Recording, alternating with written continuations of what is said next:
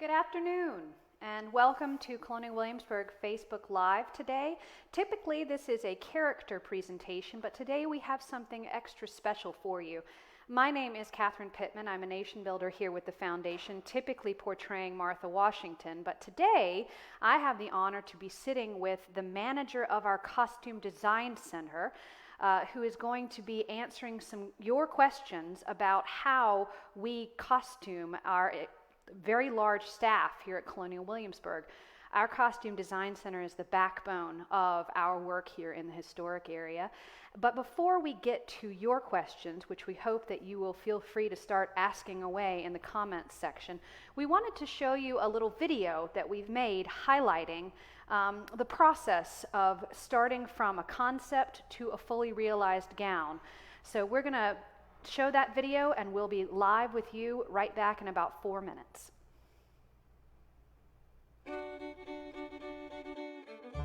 Hi, my name is Brenda Rosseau and I manage the Costume Design Center here at Colonial Williamsburg.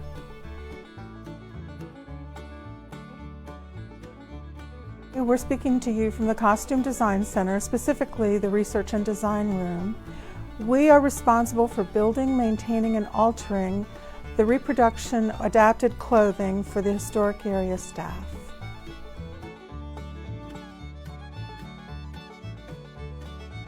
Today we're going to talk about this brown silk satin gown that was constructed here on site for Catherine Pittman, who portrays Martha Washington.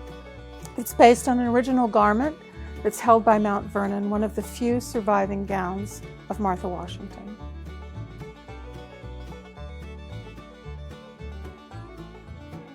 We're in operations at the Costume Design Center, and here we're tasked with building, maintaining, and altering the historic adapted dress for the 59,000 articles that we have in stock and circulation.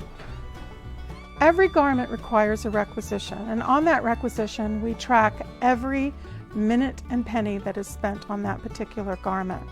After the requisition is written, it goes upstairs to issuance and inventory, which we will visit later. A kit is made, and then it comes down to operations. The cutter draper pattern maker will then build a pattern, cut the pattern, and hand it off to the tailor A. This garment was constructed by Joyce Hutton, a tailor A here at the Costume Design Center. The patterning was done by Linda Smith, who's the cutter draper pattern maker.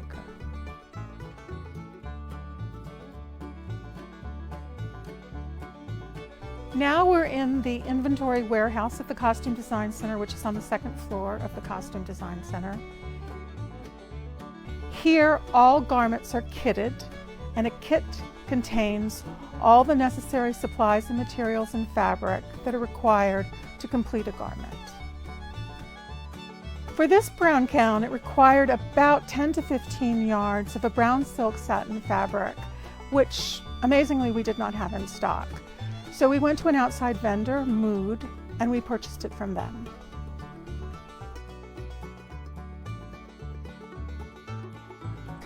Now we're in the accessories room of the Costume Design Center, and they are tasked with maintaining and building and issuing all the accessories for a person's wardrobe. That includes hats, caps, kerchiefs, stockings, buckles, anything that is needed to fill out a person's wardrobe. Accessories normally account for about 40 to 50% of a person's allotment. For this gown, we just really used two primary accessories.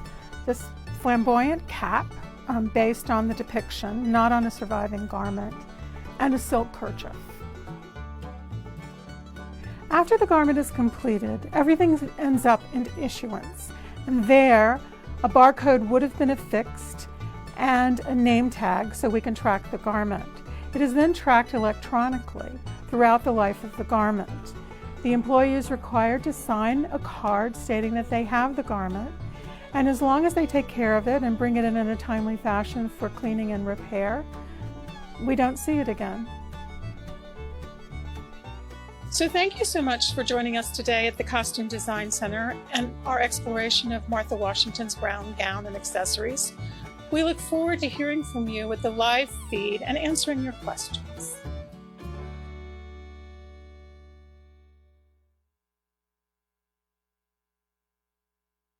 enjoyed that short video and a little bit of a sneak peek behind the scenes in our Costume Design Center, which is here on the property of Colonial Williamsburg, but it is hidden away from our historic area. Now, of course, we're once again joined with Brenda Rosseau, the manager of the Costume Design Center. And Brenda, before we start taking our guest questions, I thought perhaps it'd be nice if you told our audience a little bit about your journey to becoming the manager of the Costume Design Center. Well, I started at Colonial Williamsburg 25 years ago as supervisor of research and what was then research and design. And about 12 years later, I took the job of manager. Prior to working at Colonial Williamsburg, I'd worked at another museum and I'd done some historic dress. But my training at university was primarily theatrical costuming. Lovely. In your very long career here at Colonial Williamsburg, do you have a piece or a garment or a grouping of costumes that you would consider are your absolute favorites? I really love working on military attire because it's so precise. And we did redesign the fife and drum uniforms several years ago for the 50th anniversary of the fife and drum. That's right. That was a great project. But I think my favorite project is probably something we did in conjunction with Historic Jamestown for the marriage of John Rolfe and Pocahontas. And none of that clothing survives. We have no earthly idea what Pocahontas or Rebecca wore.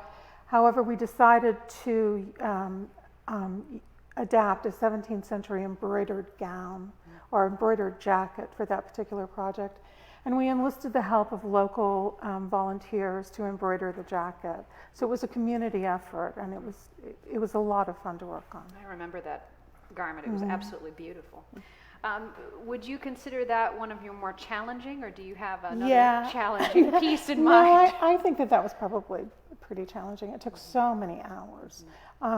But, you know, Colonial Williamsburg's hours commitment wasn't that great because we used a volunteer staff, and it was great. It really was. Great community outreach. Yes, it was, and we had people come from all over the country to work on it. That's amazing. That was a lot of fun. Would you mind telling us a little bit about Costume Design Center? How long has it been around? Has it always been in its current formation?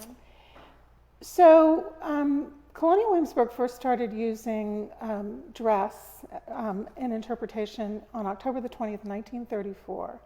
And that was for the dedication of Duke of Gloucester Street by Franklin Delano Roosevelt. And there were 6 women who were then called, not docents. Hostesses. Hostesses, yes. Hostesses at the Raleigh Tavern, the newly reconstructed Raleigh Tavern. And they found a local lady, Mrs. Eleanor Cooley, who lived on Jamestown Road where the Christian Science Reading Room is now. And she was the first seamstress for Colonial Williamsburg. She built those 6 costumes. By November the 7th, it was so popular that Kenneth Chorley, who was the new president of the foundation, decided that all the hostesses in all the exhibition buildings would be in Colonial attire. Wow. And now you have how many garments that you care for? I counted today. I actually went on our inventory control system, and we have 58,883 garments in stock and circulation. Oh my gosh. Yeah, quite a few. They're all barcoded. And I think you might say that I have the vast majority. You have the majority of them. My allotment. Yes, you do. Speaking of my allotment, we saw the short video about the brown gown, as we affectionately call it. Here she is in the flesh, which I'll have everybody know that this dress form is actually taller than me, which I'm a little embarrassed by. But we have a question from our visitor named Sue, and she's asking, how many garments does it take to clothe the interpreter who portrays Martha Washington, and how many pieces are in my allotment? That's a good question. I really don't know right off the top of my head. I know it's extensive, well over 100. And there are reasons for that. Yeah, no. Because you play Martha in a lot of different periods, and she does a lot of stuff. Yes. So, nation builders are a little different than the average interpreter. The average interpreter has about 55 to 60 articles of clothing. That was somebody that you would meet generally on the street who would interpret in the buildings. And about 40% of that is our accessories. So. Right. And I know, looking at my allotment sheet recently when we were recording that, it is 3 pages front and back. Yeah, it is. It's a lot of stuff. But for Martha, I play her early life, pre-war, war, Right. presidency, post-presidency, and then of course they're the specialty And writing you need habits. writing habits, and so Exactly, and I'm thankful for it's every single piece. extensive. I'm thankful for them all.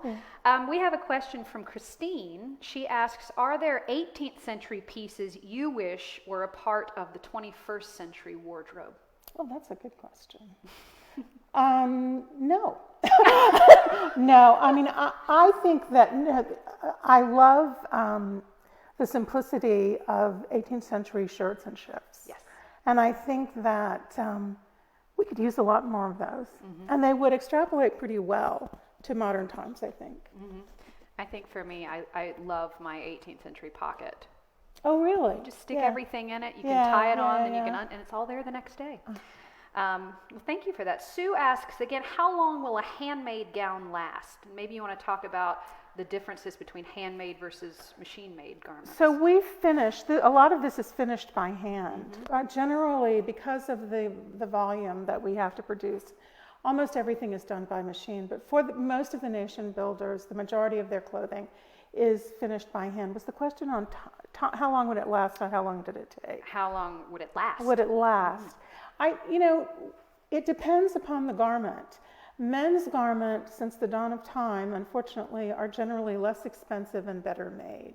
And that's true. That's generally true, throughout history. Women's garments, particularly in this period, require a lot more textile, which is a huge portion of the price. And they would last generally a long time, but fashionable dress, women's dress in the 18th century, can be taken apart and reused, and has several iterations within its lifetime. That's a wonderful question. And a follow-up, Nancy asks at the Costume Design Center, how much is hand-sewn versus machine-sewn?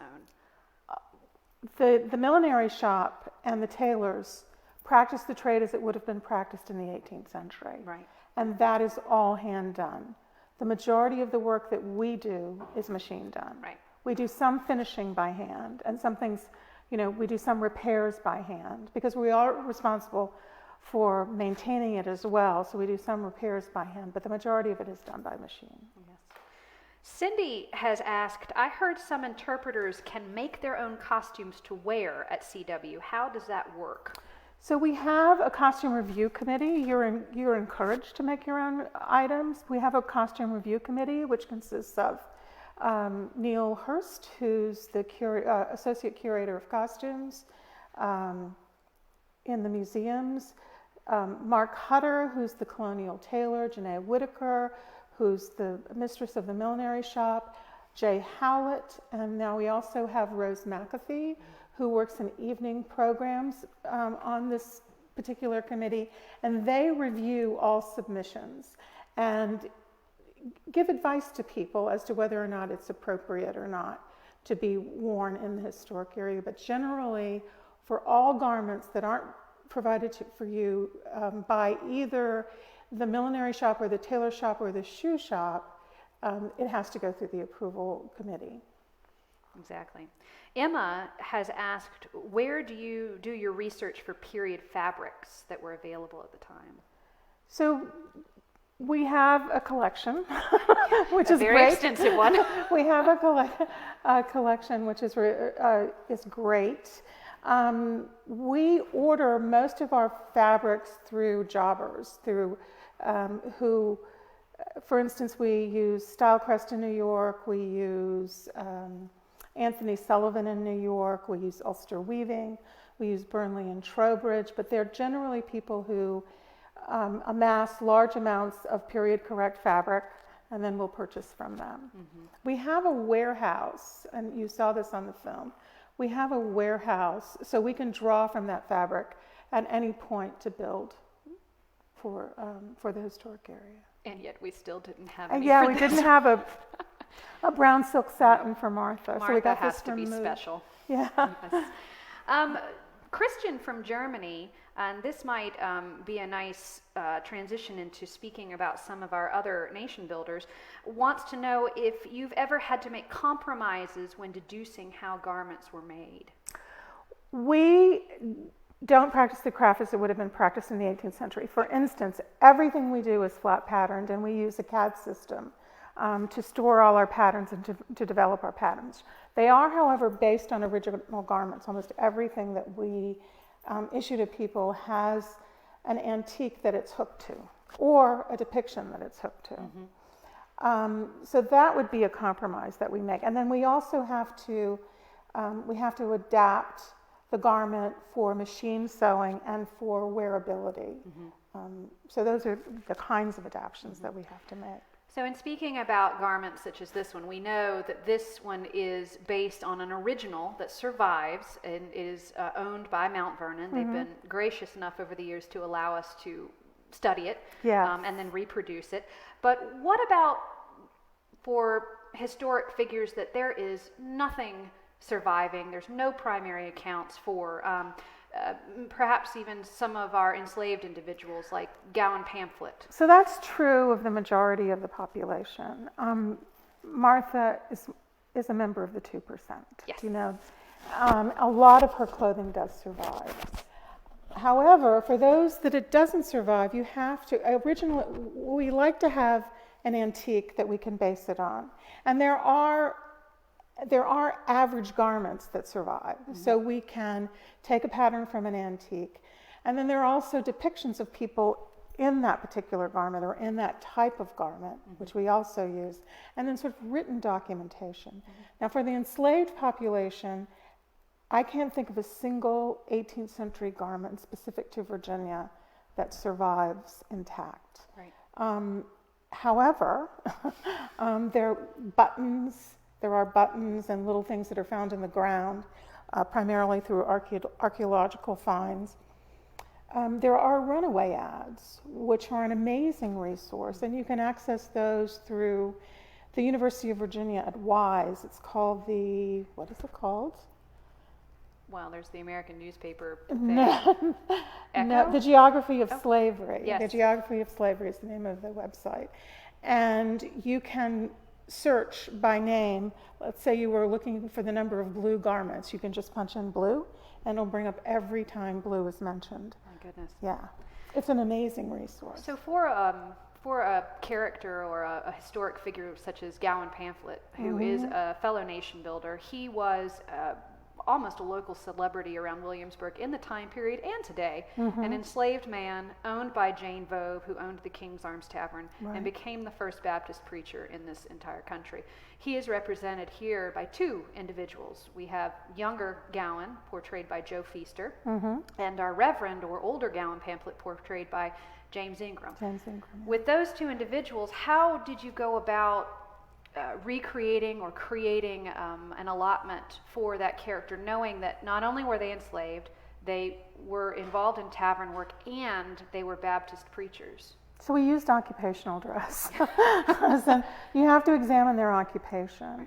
There's not a lot of information about Baptist ministers during the period, but the assumption is that they drew from the Anglican tradition. Mm-hmm. So Anglican ministers are normally dressed in black.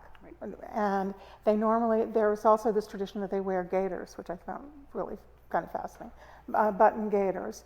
So we have provided Gowan with a black suit of two different periods, and you can see them on the screen here. There you are. The one on the right is the older Gowan. Yeah, the one with the glasses is the older Gowan, and then there's Joe Feaster on the left. So they're given a black suit, black stockings, black shoes. Also, the wig shop provided wigs for them. We do work collaboratively with lots of fashion trades. We work with the millinery shop, the tailor shop. The shoe shop provides handmade shoes for a lot of our interpreters, and then, of course, the wig makers. So when we were fortunate enough to have Joe Feaster join our mm-hmm. crew, James took on the role of Reverend Gowan, Yes. who is a little bit later in his own time period, after he received his freedom in 1793, and his costuming changed. Could you talk a little bit about that change? So we dressed There's into a portrait of him. We dressed into the Federal period. In that particular image, he's dressed in a blue waistcoat, but he would have worn a dark blue is appropriate as well, and a black frock coat with a raised collar. And Joe, of course, is based in a pearl gray, a dark gray, three-piece suit that dates to the third quarter of the 18th century, while the older Gowan is in a fourth quarter suit, a Federal period suit. That's fascinating. Mm-hmm. Thank you for sharing that. Sure. We've had several questions come up, in particular about how our visitors might be able to join us here in Colonial Williamsburg or wherever they may be in period costumes. Barbara has asked, where can everyday colonial dresses be purchased? I'm assuming here in Colonial Williamsburg. So I know that Tarpley's has a selection of clothing. They're not manufactured by us, but you can purchase clothing from Tarpley's. And for children, it's the William Pitt. Yes, right across the William street. Pitt store, yes. They can be purchased there as well. You can also build your own, and there's lots of sites on the internet that discuss building period attire. There are several Facebook groups that's what they're devoted to, building 18th century attire, either by machine or by hand. We were asked by Christine in regard to the flat patterns, if you already have made flat patterns, would you ever consider selling them? We have in the past, and it is something that we would consider. We give them free of charge to other museums who have interpretive programs that require 18th century dress. Have them call me. There you go. Give me a call. We might be able to work something out. And I know every once in a while, Costume Design Center does a yard sale. Yeah, we've done a couple of yard sales in the past. We didn't sell patterns. Right. The thing is, we have a series of stock patterns, but then we also have patterns that fit to the specific person, so they're custom. So you could probably buy an average size pattern based on your waist, chest, and chest size, and then adapt it. Right, right. We were asked by Sue, where does the jewelry come from that interpreters wear? Oh, from a number of places. We buy a lot of stuff online, but the pearl necklaces, some of it we have specially made. We used to have a wonderful jewelry vendor. There are a lot of vendors that operate primarily for reenactors that you can buy pieces of jewelry from. But we did have a gentleman several years ago who built lots of different objects for us, but unfortunately he's no longer in business. Oh, that's a shame. Angela and Lynn were asking if you would ever consider offering online classes. We have done classes before when we had the Williamsburg Institute. We really are not set up for it at this particular point in time. We have a challenge just in educating our own staff, so I think that it's an excellent idea, and it's something that we really would like to explore, but we really don't have the capability at this particular point in time. Right. But there are local vendors who do offer online classes. Yes, I know Burnley and Trowbridge. Burnley and Trowbridge, yeah. Going back to a little bit about the creation of a garment, when you're creating, for instance, maybe not particularly for Mrs. Washington, because I know my personal preference has nothing to do with brown, with Mrs. Washington's personal preference. But in looking at an interpreter who might come in who needs an allotment, do you ever take personal preference into account? Yes, we do. I mean, when we do a fitting, and we're not able to do fittings right now because of the current health crisis. When we do a fitting, the fitter will talk to the person about their particular preferences. We will try, the word is try, not to put you in something that's going to make you uncomfortable. We want you to be, we look at it as an interpretive tool, and we want you to be comfortable in what it is you're wearing and feel comfortable talking to the public about it. Of course. Could you take us through, you've made the allotment, it's beautiful, oh no, I ripped my hem out. Could you take our guests through the process that, for instance, this gown would have to go through if it needed laundering or repairs? So we do maintain all of these garments. The only thing that we don't clean for you are shirts and shifts, which you can do in your regular laundry, and your stockings, which you can do in your regular white laundry.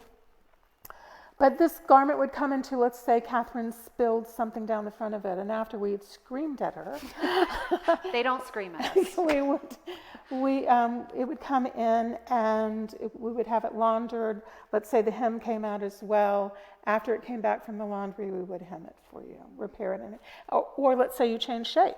We can alter it as well. Which that has happened. Yeah, we can alter it as well. Yes. And all of our garments, almost every single piece has a barcode, as I'm sure you might have seen in that video, and that is how we track them. I think it's somewhere. It's right here. On the right side. In the petticoat, it's somewhere. But every piece has a barcode, so it's scanned in when we turn it in, and it's scanned back out, and that keeps track of all of our massive allotment. There's the barcode for my petticoat, and it has our name on it, and usually what department we work in as well. This is for the dry cleaner that it needs to go to. So. And of course, if you have any evening work responsibilities, those garments are also allocated in that way as well. Lori has asked us, does your research ever take you to other countries? Yes, unfortunately. Yeah. Unfortunately. No. Yeah. We've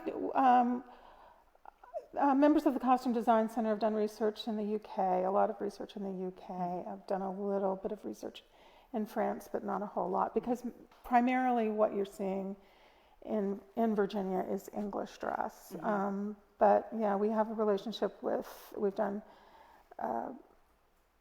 research in Glasgow and London, the Borough collection.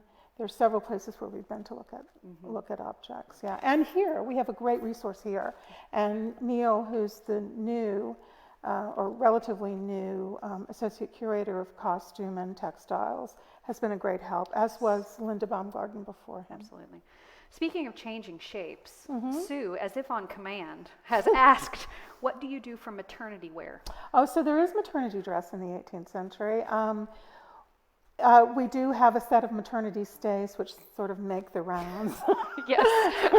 A set of maternity stays that have openings in the side here. And I can speak from experience, they are very comfortable. Yeah. And so actually, if you look at 18th century women's attire, it is sort of made for these shrink swell situations. I mean, a lot of the jackets have lacings in the back, so you can add a different stomacher. There are a number of things that you can do for pregnancy, which we have done. Yes, and I know I've had, my son is 3 years old. I've worked here since before and after having him, clearly, and I still have the same allotment. I just unlaced it and then laced it back together. It was very comfortable. Yeah. Barbara has asked, and I think that this is a very fascinating question, if you can comment on everyday wear for more of a common woman, so not the 2% that we represent with Mrs. Washington. So more information, there is a lot more information about the gentry. Of course. We know a lot more about their clothing than we do common attire. However, everyday women are stylish as well. Dress is primarily occupational and regional. And that's what that influence, and it's personal. It would be made of lesser fabrics, not silks, but that doesn't mean that a common woman couldn't have at least one silk garment or something that was decorated with silk. But it's generally the same form, just with different fabric. Yeah, and then of course the style changes over time. The style changes over time. Absolutely. Yeah. So in speaking with creating garments for nation builders, is there a lot of collaboration between, for instance, Thomas Jefferson? Do you sit down with Kurt and you talk through his needs for programming, for instance, versus what you're able to provide for him? So we try to. Yeah, I mean, originally you were given a basic allotment, and then as the need as the programs develop, we address it on an individual basis what you need for that program. For instance, we just had a conversation with you regarding a Washington program that's going to be done post-mortem after George's death. And we had a discussion in the costume review committee about what would be appropriate for her to wear for that particular program. So we came up with a lot of ideas, which you're going to discuss with Janae. So that's good. Yeah, and speaking of working with Janae, I know I've had the wonderful opportunity to collaborate not only with Costume Design Center, but also with our Mantua and millinery shop at the Margaret Hunter. Could you talk a little bit about the collaboration between Costume Design Center and our historic trades? So we rely on them a lot for their research, because they are devoted to research and to practicing the craft as it would have been practiced in the 18th century, which really influences the way that we do our job. Absolutely. But ours is adapted dress. It's not reproduction. We do have a relationship through the Costume Review Committee with the tailors, the milliners, also with the wig makers and the shoemakers. A lot of people out there have handmade shoes done by the shoe shop. We're very thankful for how all of you wonderful groups work together to make us look as appropriate as possible.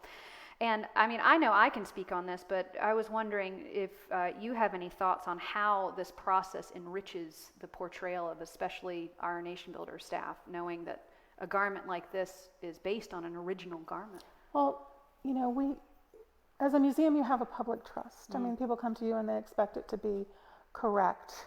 And that's what we're striving for. We're striving for an accurate depiction of those individuals who made this country. And I know just from personal experience, when I am Catherine, I'm a jeans and t-shirt kind of girl. But when I put this gown on, in fact, I'll be wearing it tomorrow in a presentation at the Hennage, it changes everything. It changes my posture, it changes how I walk, sit, and it's so informative to with the correct undergarments and et cetera. Yeah, and we didn't really talk about it, but she is wearing stays. Yes. She has on a set of stays, and she also has a little bum pad. A little bum pad. Yeah. To give her volume. That's right. And that's all provided by the Costume Design Center as well. So moving on to our final question, as our time is growing short with one another, if you can think about, we have over, how many employees would you say are in costume? Probably around 600. So we have 600 employees that your department has outfitted, strolling around the city, making it quite literally come to life. But costume design it's across the train tracks. It's hidden, for lack of a better term. So what would you hope that our guests would know about Costume Design Center as they see all of your hard work being worn? Well, we're striving to get it right. That's our main goal. We are striving to get it right. But the fact that you don't notice it is probably a good thing. That's what we want. Yes. But it would be interesting for people to think about not where they got it now, not across the railroad tracks, but how did they acquire that particular garment, and why did they make that particular choice? Yes. Because dress is very, very personal, and it does say loads about who you are. Absolutely. Well, thank you for spending this time with us. We did want to tell all of our guests, normally Costume Design Center, or CDC as we affectionately call it here at Colonial Williamsburg, they have an open house on the anniversary of their founding on October 20th. This year, of course, it's going to be impossible for us to join them in person, but I believe there is a virtual open house in the works. So if you would like to know more or perhaps visit with our Costume Design Center virtually, keep an eyeball out on our social media channels, and perhaps you can join again with our Costume Design Center to learn some more on their turf across the railroad tracks. Across the railroad tracks. As it were. Next week, we're going to be back with the Character Live on Thursday at 2 p.m. Mrs. Elizabeth Braxton is going to be joining us and sharing her story. So we hope that you've enjoyed this sneak peek again into the backbone of our work here as researchers and interpreters of historic figures. And we again can't thank Brenda enough for joining us, and we hope that you will continue to join us in these Facebook Lives. Hope you have a good day. All of our programming is made possible through donations. Thank you.